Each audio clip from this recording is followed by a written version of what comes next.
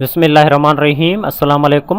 असां पंहिंजे इन चैनल सिंधी नॉलेज फैक्ट्री में अवां सभिनी खे हिकु दफ़ो ॿीहर ख़ुशि आमदीद चऊं था।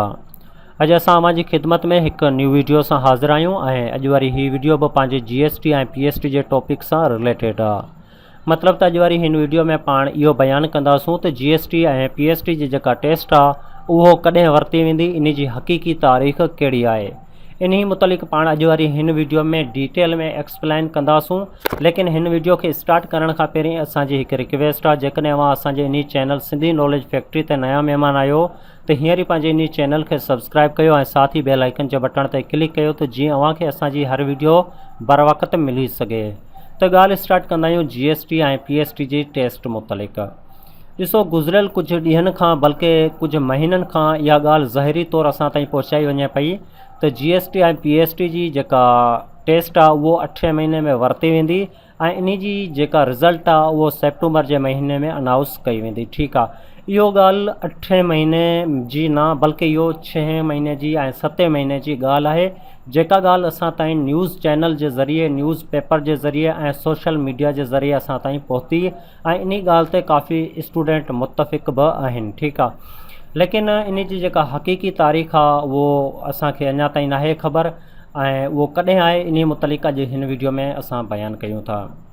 ॾिसो, इहो ॻाल्हि बि तव्हां लाज़मी ॿुधी हूंदी जेका KTN ते न्यूज़ हली हुई त GST ऐं PST मुतलिक़ हिकु मीटिंग थी आहे। उन मीटिंग में इन्हनि डिसीशन वरितो आहे ऐं ॻाल्हि ॿोल थी आहे ऐं इन जी हिकु डेट वरिती वई आहे। उन डेट ते असांजी टेस्ट वरिती वेंदी। ठीकु आहे, इहो ॻाल्हि ज़ाहिरी तौरु असां ताईं पहुती, लेकिन इन जी परफेक्ट डेट बि असां ताईं न पहुती हुई ऐं इन में इहो ई चयो वियो त 20 खां वठी 22 अगस्त जे दौरान टेस्ट वरिती वेंदी ऐं 26 खां 27 में बि ऐं सेप्टेम्बर जे महीने में इन जी रिज़ल्ट अनाउंस कई वेंदी।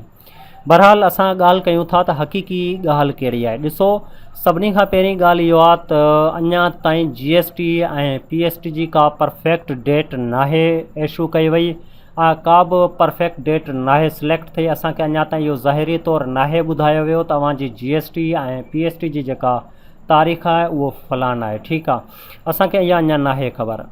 हा, इहा ॻाल्हि हक़ीक़त आहे त इन जी जेका मीटिंग थी हुई उहो मीटिंग में इहो चयो वियो हो त जेका टेस्ट आहे उहो अगस्त में वरिती वेंदी, लेकिन इहो ॻाल्हि लॉकडाउन खां पहिरीं जी आहे। मतिलबु त उन टाइम अञा सिंध में लॉकडाउन न थियो हो, उन खां पहिरीं इहा ॻाल्हि कई वई हुई। लेकिन इतफ़ाक़न जॾहिं सिंध में लॉकडाउन आयो 8 तारीख़ ताईं सिंध में जेको लॉकडाउन थियो आहे, उन खां पोइ जेको डिसीशन आहे उहो कुझु अलहदा आहे ऐं उन में जेका डेट आहे उन खे बि नज़रअंदाज़ कयो वियो आहे, जेको आहे सो उन जी डेट अञा परफेक्ट नाहे आई। इहो ई चयो वियो आहे त जेको इन जी जेका परफेक्ट डेट आहे उहो असां लॉकडाउन खां पोइ ॿुधाईंदासूं ऐं उन तारीख़ ते जेका GST ऐं PST जी टेस्ट वरिती वेंदी। मतिलबु त असां इहो ई ॻाल्हि चवंदासूं त ॾिसो, GST ऐं PST जी जेका टेस्ट आहे उहा अगस्त महीने में बि थी सघे थी, इन में को बि शक न आहे। ठीकु आहे, हा, इन खां अलावा इहो बि ॻाल्हि आहे जेकॾहिं असांजो लॉकडाउन वधे थो त उन खां पोइ इहा टेस्ट अगस्त खां पोइ बि थी सघे थी, ॿिए कंहिं महीने में बि थी सघे थी। इन जी का परफेक्ट डेट असांखे अञा ताईं नाहे मिली ऐं सिंध गवर्नमेंट अञा ताईं इहा परफेक्ट डेट ते अनाउंसमेंट नाहे कई। जेका असां अगस्त जे महीने में 22 तारीख़ ॿुधंदा अचूं पिया, इहो तारीख़ लॉकडाउन खां पहिरीं जी हुई। उन टाइम उन्हनि इहा तारीख़ वाक़ई सिलेक्ट कई हुई, लेकिन लॉकडाउन खां पोइ जेके सिंध गवर्नमेंट असां खां पेपर पाए वरिता, जेको सो एग्ज़ामिनेशन थिया पिया, उहे बि जेका सो मुलतवी कया विया आहिनि ऐं तंहिंखां अलावा ॿिया काफ़ी जेके आहिनि सो प्रोग्राम कैंसिल थिया आहिनि ऐं काफ़ी जेके आहिनि सो ऑफिसूं या वरी काफ़ी अहिड़ा सिस्टम बंदि रहिया आहिनि।